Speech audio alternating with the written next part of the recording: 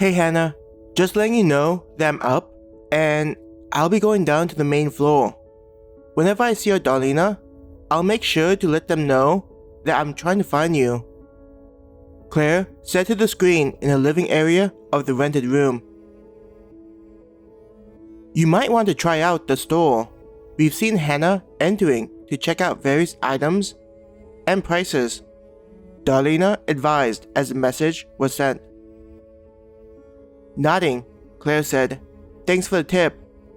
I'll be heading out now to go look for Hannah on the main floor.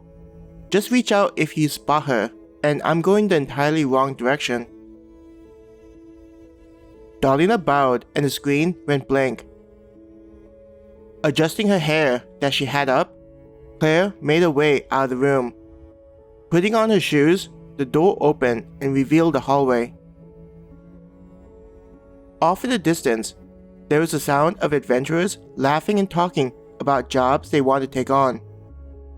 It was easy to tell that the adventurers relied on jobs as an income source instead of crafting gear. Stepping into the hallway, Claire looked down either side to see if she could spot the adventurers, feeling curious about what they looked like. Based on their conversation, the likelihood of being a higher level was reasonable. Being a crafter, it was important to spot what was the latest trends in the market. So Claire tried to put an effort to see what they should make next after throwing daggers. Which was why it was important for Claire to check out what adventurers were wearing and using.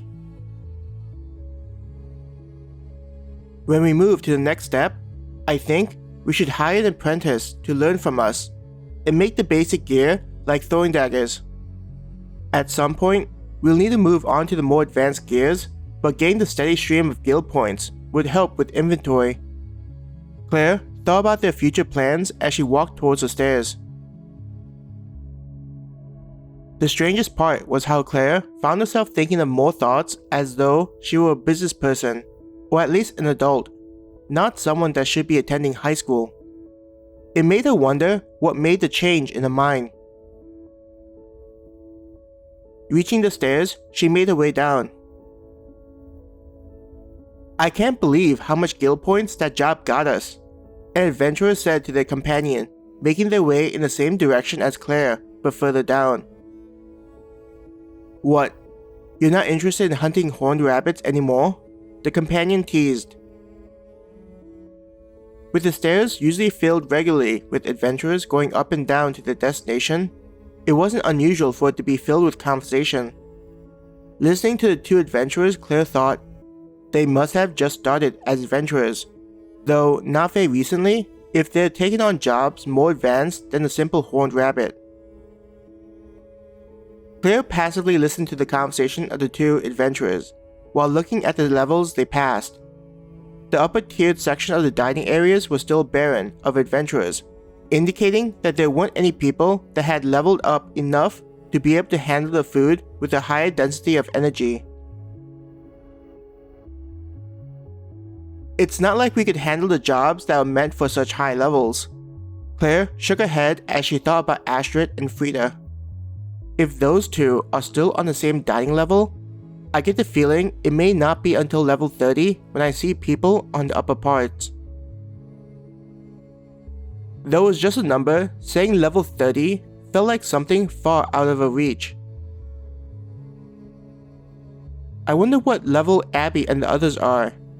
Instead of like us, working in the workshop, they've been only doing jobs on the other side of the portal. I think even Bill would have gotten significantly stronger. Claire couldn't help but chuckle at the thought of Bill still struggling with low-level monsters. Are Mom and Dad doing decently adjusting to the concept of leveling? But as long as I could remember, they were doctors, not having to think about combat. It's even stranger to imagine that they're going up against monsters.